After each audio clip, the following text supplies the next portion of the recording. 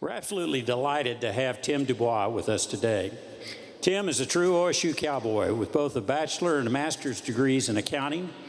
Followed college, Tim spent time in the accounting field and in teaching, which he continued through most of his career. Soon after, though, he followed his dream to Nashville. He had a long and successful career in the recording industry, both as a writer and a producer. 5 songs that Tim has co-written have been #1 hits, and he has received 2 Grammy nominations. You most likely have heard of some of the country artists that he's produced: Alan Jackson, Vince Gill, Brooks and Dunn, Brad Paisley, just to name a few. In 2015, Tim was inducted in the Oklahoma Music Hall of Fame. He's the past president of the board of directors of the Country Music Hall of Fame. Tim Dubois has been recognized by his alma mater and is being inducted into the OSU Hall of Fame, and was named one of the most influential graduates by the Spear School of Business. It now gives me great pleasure to invite Tim to come forward so that we may honor his outstanding service to his country and fellow citizens, presenting him with an honorary doctorate of humane letters. Tim, would you please come forward? And assisting me will be Joe Hall, who will present the framed diploma, and Dean Cheryl Tucker, who will hood Dr. Dubois.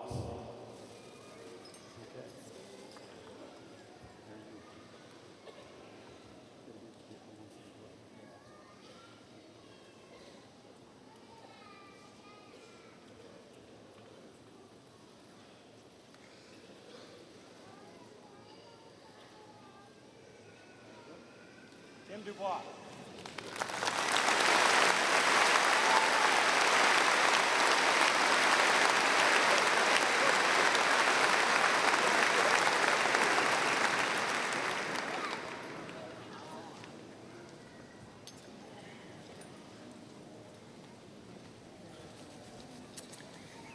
I can't tell you how honored I am to be here today. I've been assured and warned by many of the people on the stage and some of my friends is that the most important part about this speech is that it's short. And I'm going to do my best to honor that. But I want to talk to you today about an irony, because 39 years ago, I was right here in Stillwater, and I was a third-year PhD candidate. I lacked one class, a macroeconomics class. I lacked a term paper in accounting theory, which I took an I and ended up turning into an F. And that little thing they call a dissertation. That PhD, that real PhD, was right there for the taking. But my mind and my heart were already somewhere else, because I have been from the beginning a walking, talking contradiction, a left brain, right brain conflict. Let's go back 50 years to explain that, because 50 years ago in May, I was graduating from Grove Public High School. I played what I thought was a mean guitar, and I was a pretty good science and math student. I got offered scholarships to several different schools. I even got offered a scholarship to that other school down there, South Oklahoma City. It was a bigger scholarship than OSU offered me, but I never even went and visited because I knew already where I was coming. I knew that much of my life. In the fall, I was going to be a cowboy. My mom and dad had brought me here with 4-H clubs since I was in 6th grade. My older brother, Ed, and his wife had gone to school here. Eventually, my younger brother, Randy, and his wife, Connie, went to school here. My beautiful wife, Pamela Smith Dubois, Queen of the College of Business in 1976, and her 2 sisters had gone here, and over half of my nieces and nephews have gone to school here. Cowboy to the core describes our family. I did have that problem, though, that I didn't know what the heck I wanted to do. There was that part of me that thought, you know, I know you like this music thing, but everybody keeps telling you you can't really make a living doing that. And then there was this other part of me that thought, well, you need to get a real job. And somehow, somebody back along the line had told me that if I wanted to be an attorney, which that was kind of bouncing around my head, I ought to get a degree in business, not a poli-sci degree. So that's where I took my first accounting course. And I know this is going to be incredibly hard to believe, especially for that poor kid from Vermont who flunked accounting. But I actually loved accounting. I loved studying accounting. Let's qualify that, okay? I flew through here. 6 years went by pretty quick. I had accomplished... It took me a while to get the balance of academics, music, and alcohol figured out. And it's just honestly. But at the end of 6 years, I had a bachelor's and a master's in accounting. I had a wife and 2 kids, and I still had this music thing that wouldn't go away. I took a job with Arthur Anderson in Dallas, right out of school in 1972.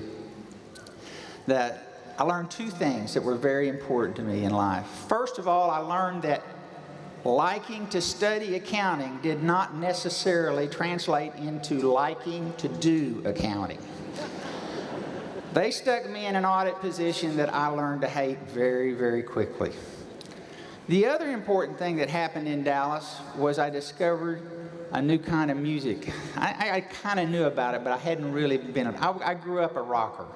I grew up in the 60s. I was listening to rock music and the Beatles and anti-war songs, and I kind of turned my nose up at country. But when I got to Dallas, all of a sudden, all of my attorney and my lawyer friends were dragging me out to these bars to hear people like Jerry Jeff Walker and Ray Wiley Hubbard.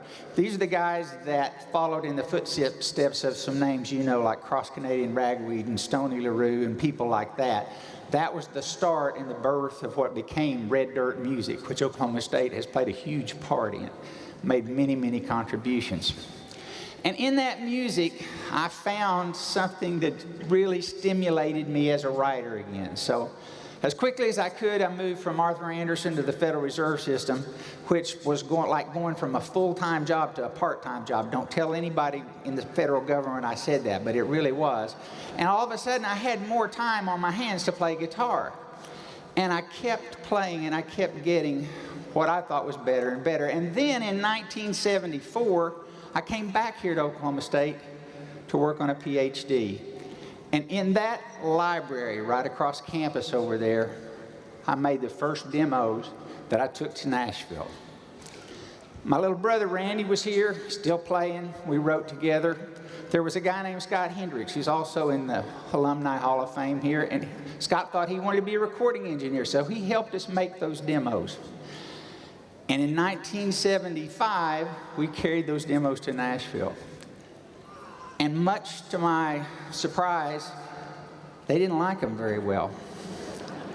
But I was unafraid, and this was something that was inside of me. That left brain, right brain thing was going on. So the left brain logical side said, you need to learn more about this, and I did. I read every book that existed in that library about the music business.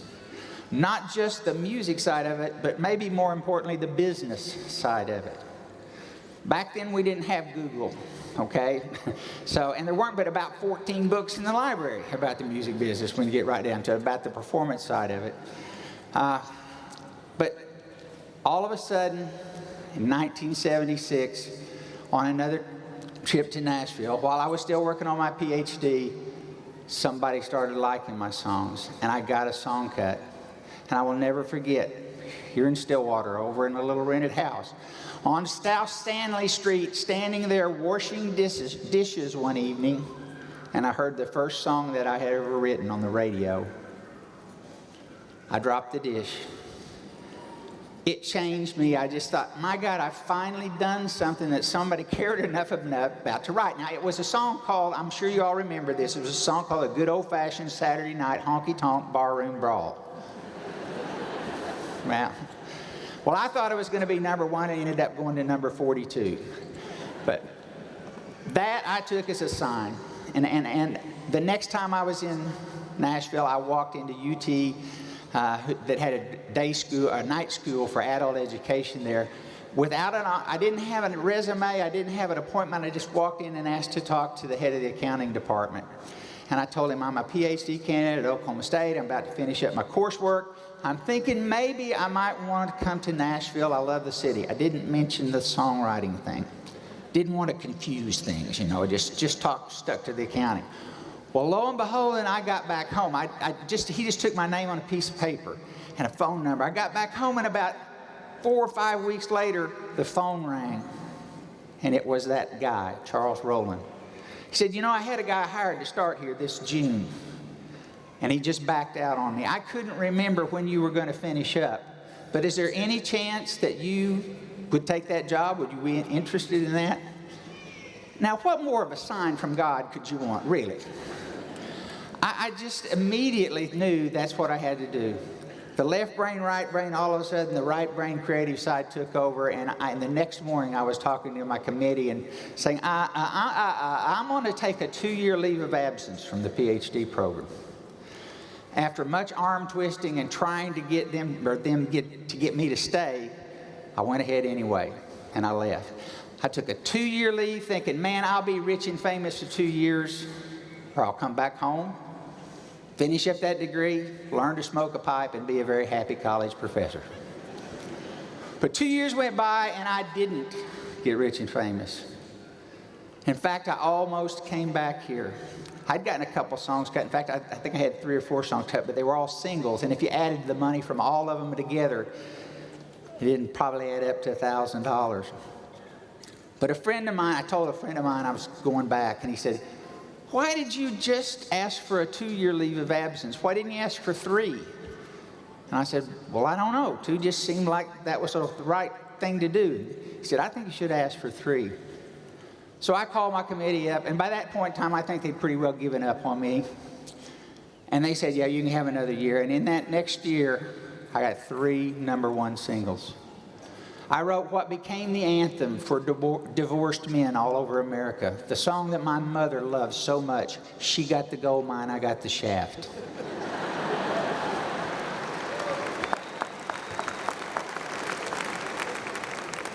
And I wrote another song that was Alabama's biggest hit on the pop charts called Love in the First Degree.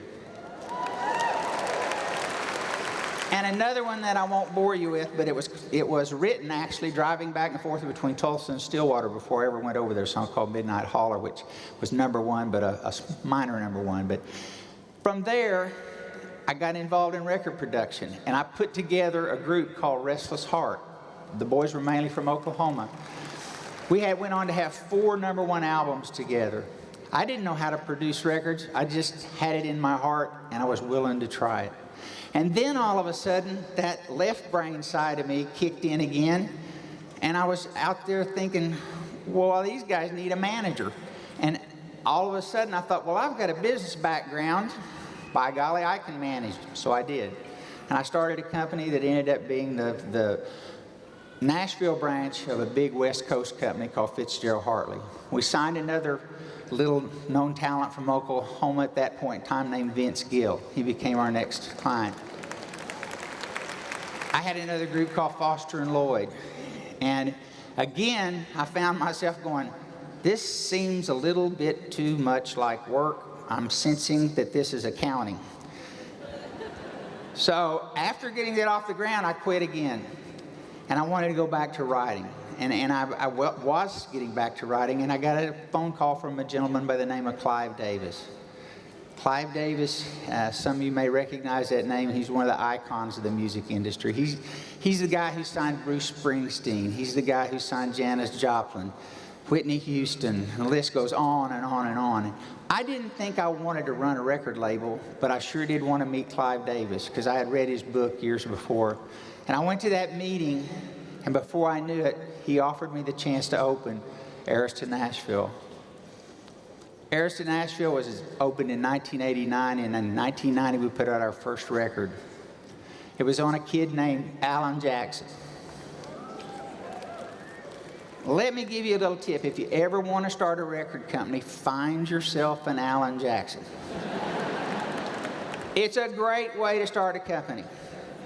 And with that start, we went on in the next 18 months and we broke 4 multi-platinum acts: Alan Jackson, Brooks and Dunn, Pam Tillis, and Diamond Reel. And we went from a 0 start. When I took the job, I didn't even have an office, secretary, a phone, or anything. A year and a half later, we were the #2 label in Nashville, and we stayed that way all during that decade. I went on from there to show that I could really screw up things. I went to work for Gaylord, and I ran all their entertainment assets for a while.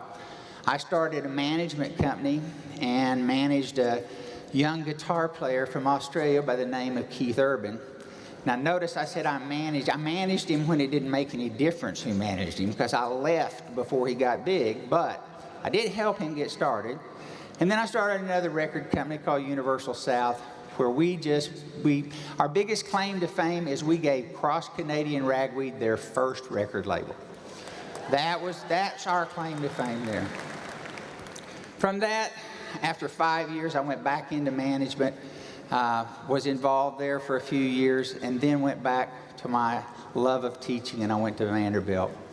And when I had been at Vanderbilt the first time, I taught accounting to graduate students.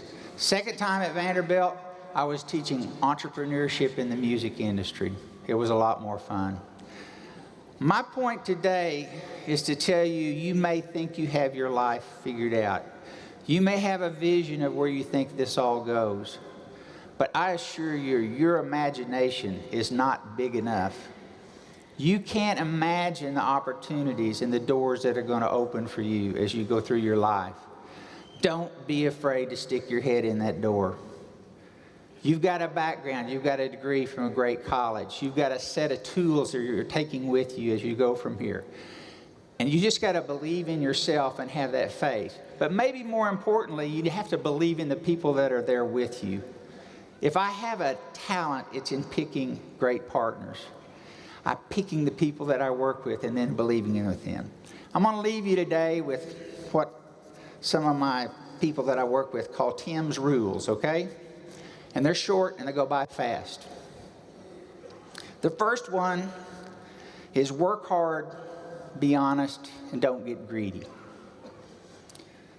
The work hard, that's just a cliche. Any job worth doing is worth doing right. There's nothing that feels as good as a job well done.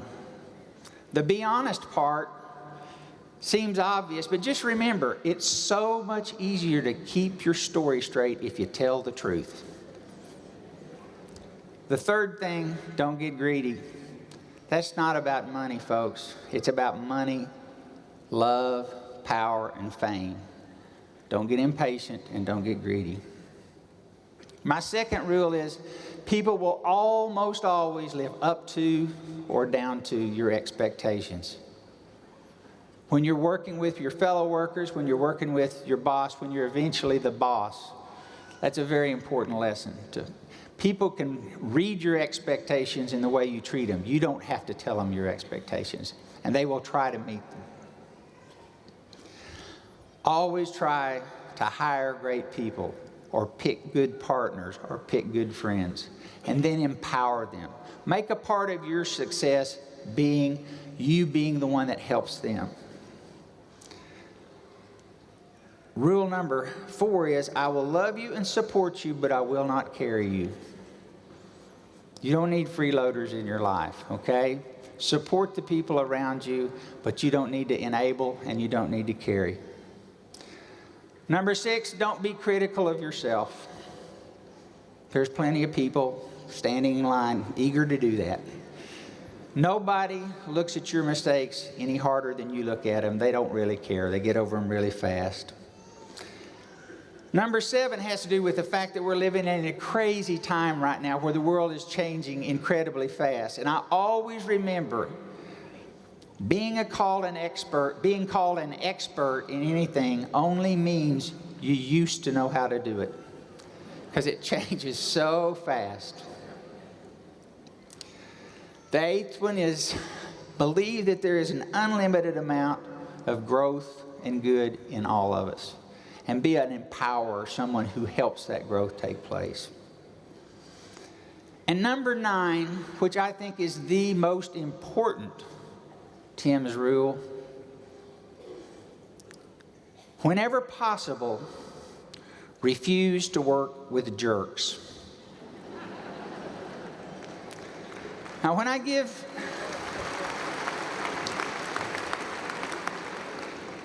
this talk, I do this thing called Feed the Fire for creative organizations a lot, and when I do it in a little less formal space, why I usually substitute a part of the human body for jerks. But for today's audience, I'm going to use jerks, okay? Everybody is allowed to have a bad day, and they deserve a second chance. Everybody is allowed to have a bad week, and maybe they even deserve a second chance for that. But don't ruin your life by staying associated to somebody who has a bad life, okay? They could run it for you. It's up to you, if you are their boss, to help them find a different job. If you work for them, it's up to you to get your resume done and get the heck out of there. You guys have a wonderful future in front of you. My talk today is just to remind you that your imagination probably isn't big enough to see all the opportunities you're going to have. You got a great education. I'm so happy that 27 years ago,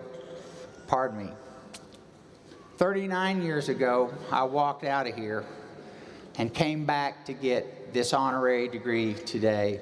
I've had a full life, and so much of it had to do with the education I got right here at OSU. Go Pokes.